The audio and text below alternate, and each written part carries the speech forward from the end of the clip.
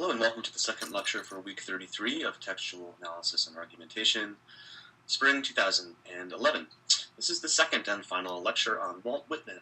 So last time we talked a little bit about the way that Whitman carries over these earlier themes that we saw in Thoreau of freedom as we find it in ourselves and as we find it in the natural landscape, that Whitman carries this over from a vision of human freedom out in nature into a vision of human freedom for the country, really a vision of America as a kind of radically diverse place where people are free despite their differences and to some extent free because of their differences. And that he is going to figure himself as the poetic figure who can sing that freedom. This second lecture, I'm just going to talk a little bit about Ralph Waldo Emerson, who is a major influence on Whitman and Thoreau. We touched on Emerson last time. We're going to focus on Emerson this time. We are not reading Emerson, but we certainly could put him in this class. If we have all the time in the world, or even just a little bit more, we would be reading Ralph Waldo Emerson. Okay, so just a review from last time, right? When Walt Whitman sits down to write Leaves of Grass, when he finally says, I am going to be a poet, I'm going to be the poet of America, and I'm going to be America's first real kind of major poet that's able to sing the song of this country for everyone. He does so because he has just read Emerson's essay called The Poet. Right? It's an essay that calls for, Emerson calls for exactly this kind of new American poet to step forward and articulate a vision for the country. And what Whitman says, when asked about Emerson's influence on Leaves of Grass, says, I was simmering. Emerson brought me to a boil.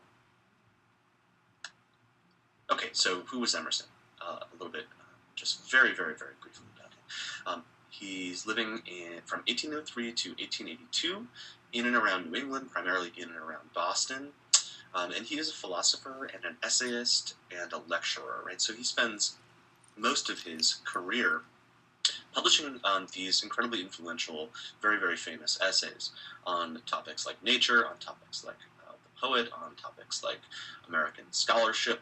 And he also gives thousands of lectures all over the place, but largely in and around New England, again, on the same topics, and inspires thousands and thousands of people who attend these lectures and who read these essays.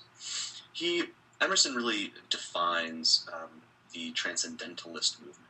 Now, you'll need to remember this term. It's an important term from Thoreau, from our work with Thoreau. The transcendentalists believe that the natural world and the natural world all around us, right? That spirit is infused into that natural world, and that we can kind of, if we look deeply enough into the natural world, we will see a spiritual world. We will see something transcendent, something that transcends mundane reality. And essentially, we will see the divine in nature. So Emerson really defines the transcendentalist movement through a series of essays, but the central one's called Nature. And I'm going to read you quickly 2 paragraphs from the essay Nature. And I want you to ask yourself, does this sound familiar? Where have you heard this before? Emerson writes, to go into solitude, a man needs to retire as much from his chamber, that is from his bedroom, as from society. I am not solitary whilst I read and write, though nobody is with me. Not chamber is really study, private room, where you read and write, though nobody is with me. But if a man would be alone, let him look at the stars. The rays that come from those heavenly worlds will separate between him and what he touches. One might think the atmosphere was made transparent with this design, to give man and the heavenly bodies the perpetual presence of the sublime. Seen in the streets of cities, how great they are! If the stars should appear one night in 1,000 years, how would men believe and adore? Preserve for many generations the remembrance of the city of God which had been shown. But every night come out these envoys of beauty and light the universe with their admonishings. The stars awaken a certain reverence because, though always present, they are inaccessible. But all natural objects make a kindred impression when the mind is open to their influence. Nature never wears a mean appearance. Neither does the wisest man extort her secret and lose his curiosity by finding out all her perfection. Nature never became a toy to a wise spirit. The flowers, the animals, the mountains reflected the wisdom of his best hour as much as they had delighted the simplicity of his child. So, obviously very kind of beautiful and fluid and kind of dense writing too. But hopefully you are thinking to yourself, this sounds just like Thoreau, right? To Go to Solitude, the business about the stars as heavenly worlds, you'll recognize from Thoreau.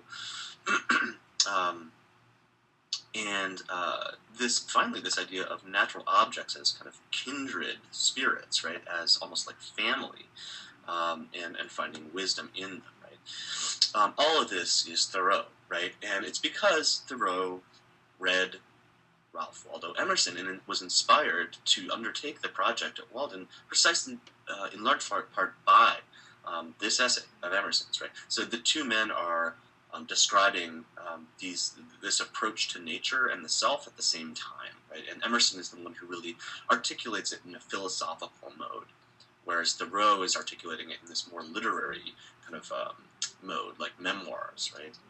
Just like Walden. So hopefully that sounded awfully familiar to you from Thoreau.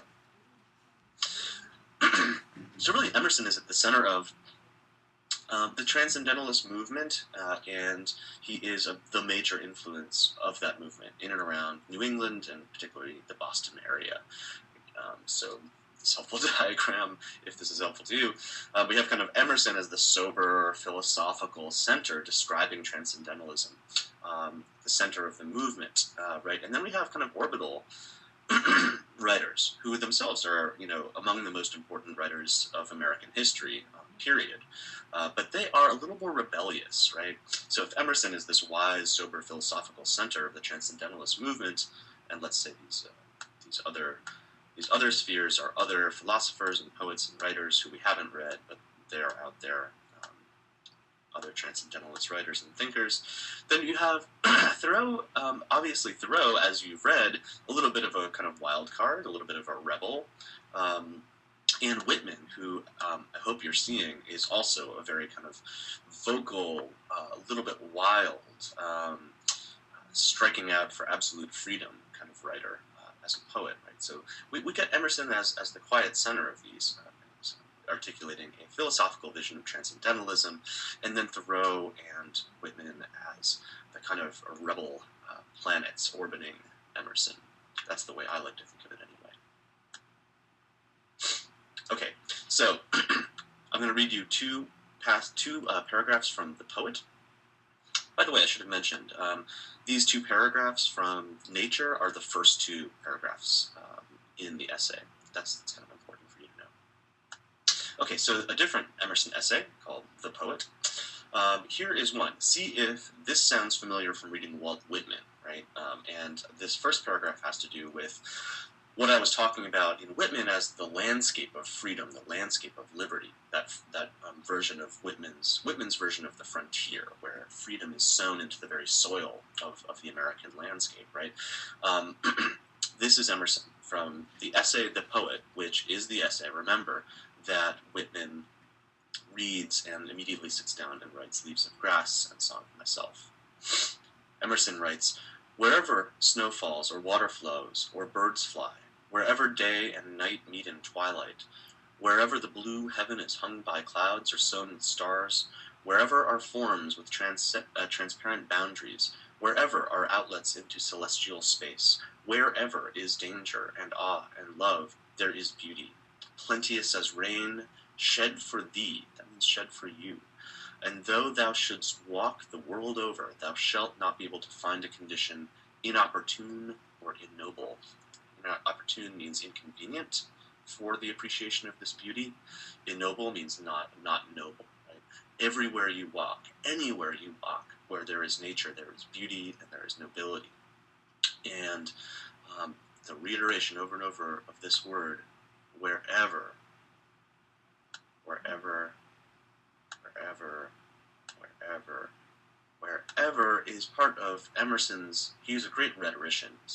He's very good at rhetoric, and this kind of building rhythm that's it's grounded in the word wherever, builds you up to a sense of freedom, right?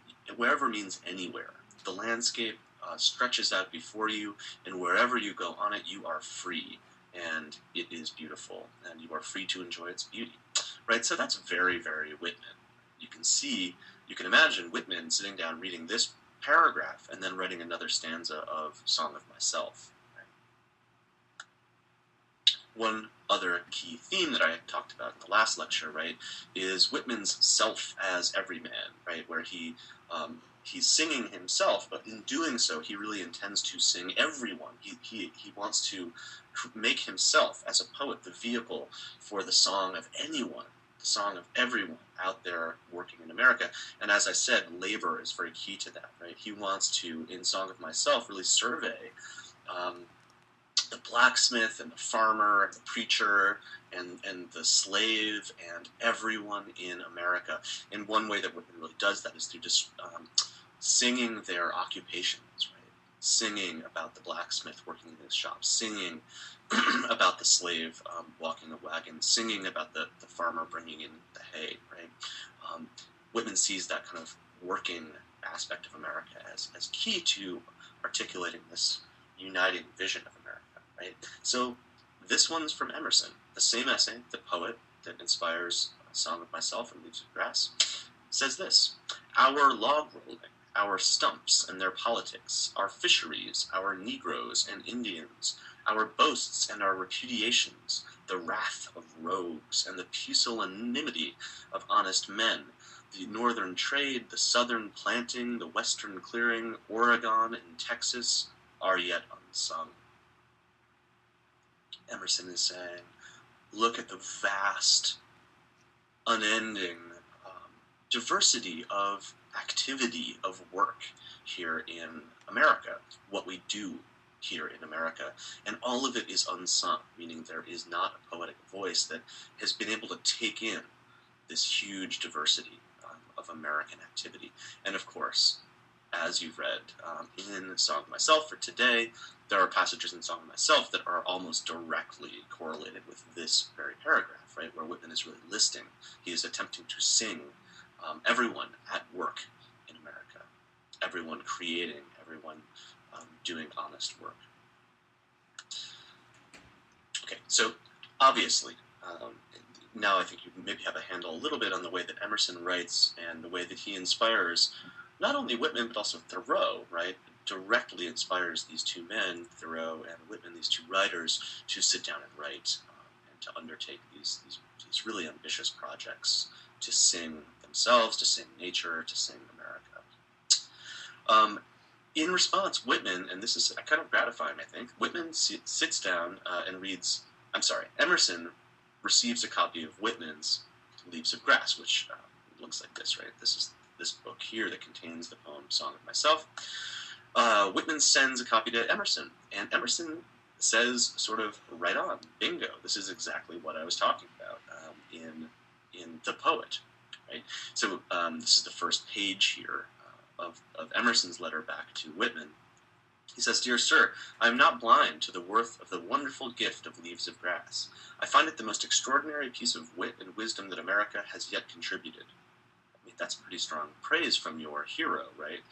If you guys can imagine, reading someone who really inspires you, someone famous, very, very famous, and you sit down and write a poem inspired by them, send it to them, and they send you this letter back that says this is the best piece of writing that America has yet contributed.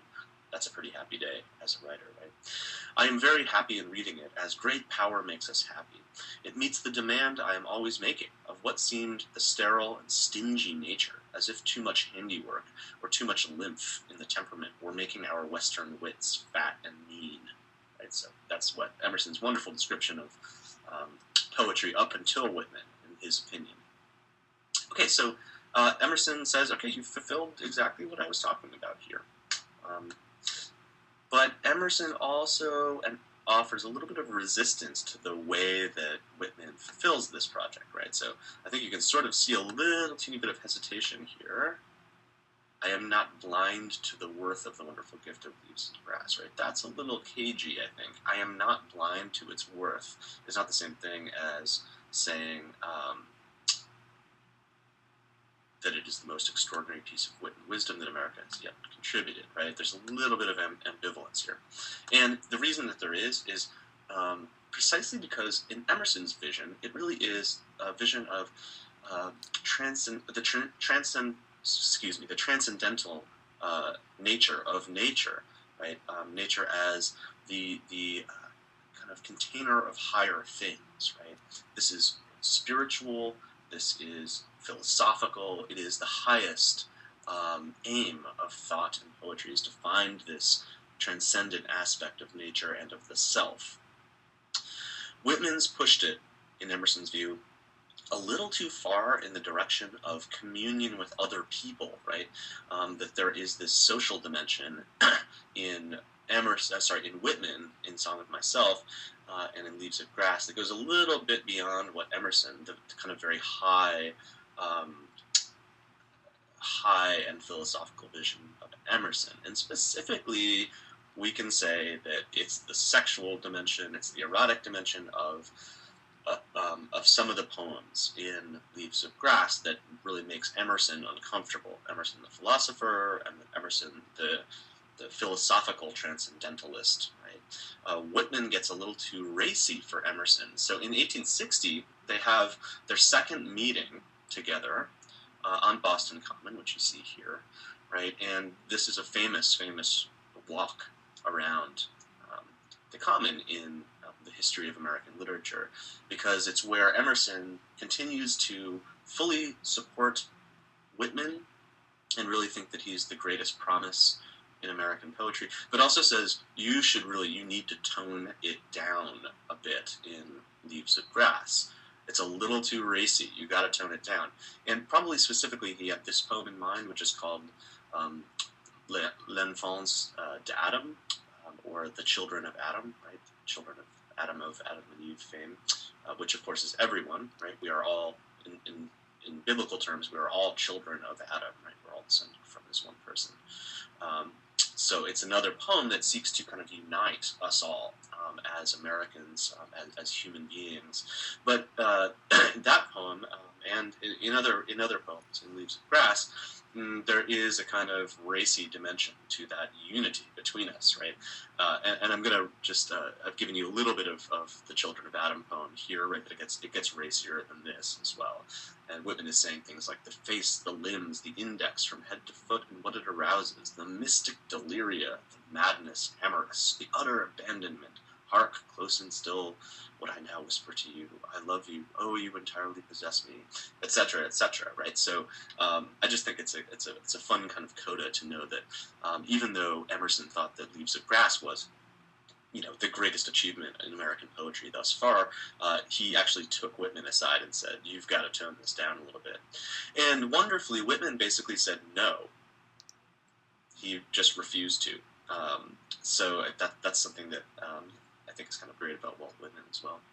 All right, so hopefully that gives you just a little bit of background about Emerson as this major influence and support for both Thoreau and Whitman, and really the center of the Transcendentalist movement in terms of its, let's say, its intellectual center, if Thoreau and Whitman are its literary lights. That's all for today.